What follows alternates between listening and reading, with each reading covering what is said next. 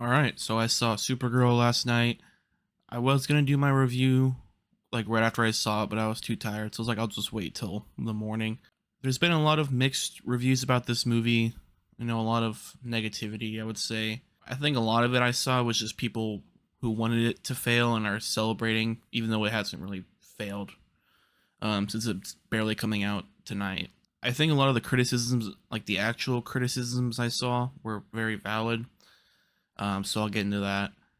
But it's directed by Craig Gillespie, who did I, Tonya, and I really like that movie. I have a poster for it in my closet. It's written by Anna Noguera, and it's like her first feature film, I believe. I was looking through her history, and she's done a lot of TV.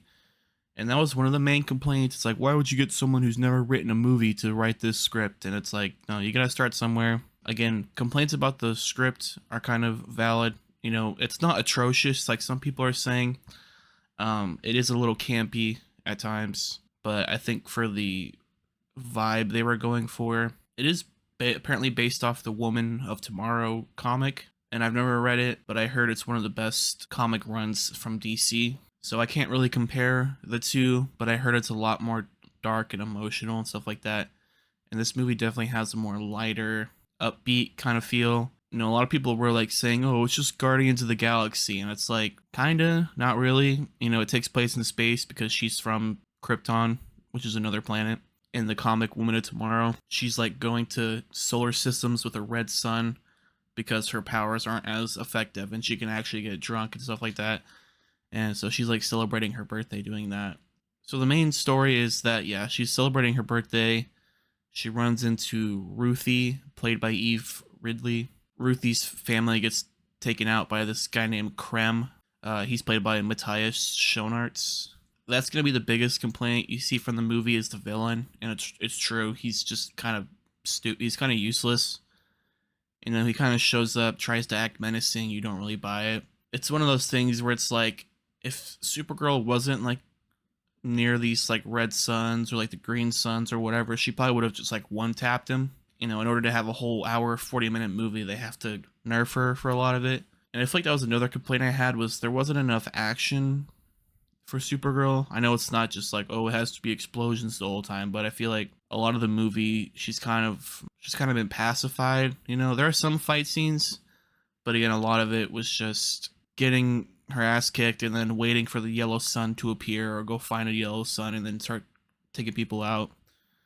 And even towards the end, like one of the main final fight scenes, there's a lot of just like dust flying around everywhere. So when she's like kicking ass, you can't really see her, which is interesting. You just see dudes flying around, and then you see like flashes of red when she's using her laser eyes. And it was an interesting choice for that. I mean, I get for like some scenes doing that, but I feel like there wasn't really like a big scene where you saw her like in Superman, like some of the fights towards the end of that movie. She didn't really get that kind of moment. So hopefully in like a sequel or another Superman movie where James Gunn is directing, because he's better at it, obviously, at directing like the action and the comic book stuff, that she'll have some better fight scenes where she can more showcase her ability and stuff like that.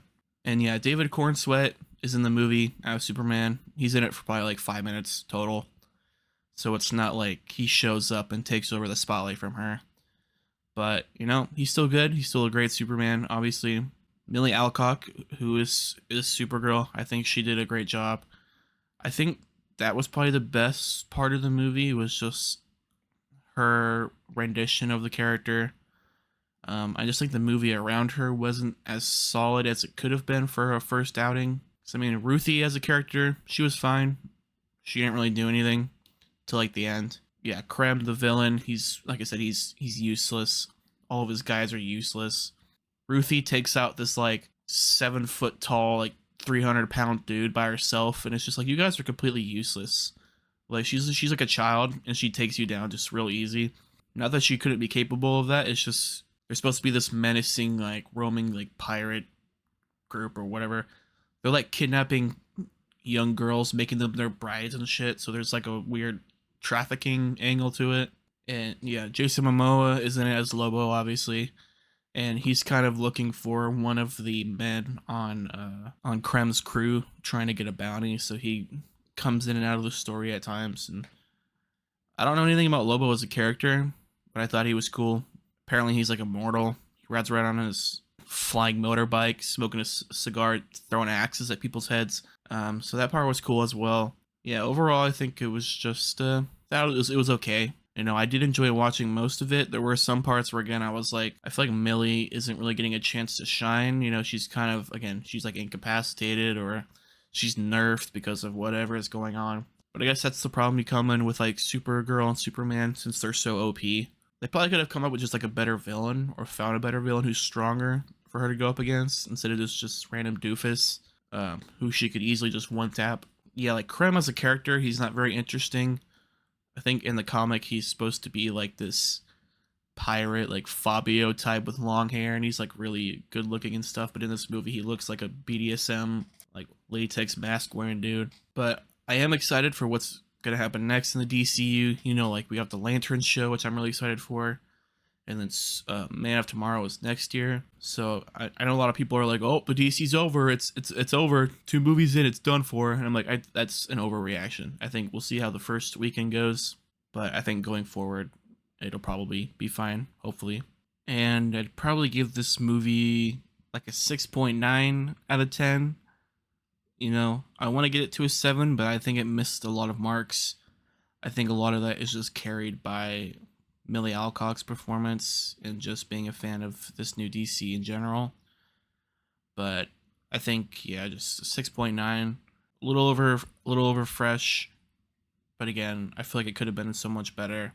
But yeah, those are all my thoughts. So let me know down below. Did you see Supergirl? Did you like it? Did you not like it? Hit the like button, subscribe. Peace.